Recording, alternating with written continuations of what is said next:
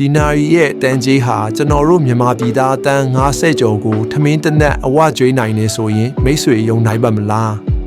Correct Diamond Hallucination ဆိုတဲ့နာရီဟာမွေးရင်တန်ဖိုးကိုက American Dollar တန်း55ကျတင်ပြီးယနေ့ခေတ်မှာဆိုရင်တန်း60ကျော်တန်ကြီးရောက်နေပါပြီဒီနာရီကဘာလို့ဒီလောက်ဈေးကြီးနေရတယ်လဲလို့မေးရင်ရှာမရှားတဲ့ရောင်စုံစိန်စစ်တွေကို110ကာရက်အထိအလှဆင်ထားလို့ပါစိန်တွေကအရောင်စုံတဲ့အပြင်ပုံစံမျိုးစုံကိုတွေးထားတာဖြစ်ပါတယ်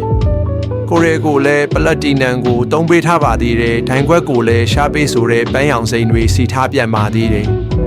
နာယီကဈေးကြီးတာလည်းမပြောနဲ့ဒီအောင်ဆုံးစိန်တွေစုမိဖို့ကိုကဆယ်စုနှစ်တဝက်ကျော်လောက်အချိန်ပေးရပြီးစိန်တွေကိုအလှဆုံးပုံစံတွေရအောင်တွေးဖို့ကိုအတော်ဆုံးပထိန်စရာတွေ6လလောက်အချိန်ယူရတယ်လို့ဆိုပါတယ်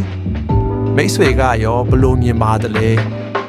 ဒီ Correct Diamond Hallucination မိမဝနာရီကတကယ်ပဲတန်း6ဆက်တန်တယ်လို့ထင်ပါသလား comment မှာဆွေးနွေးလို့ရပါတယ်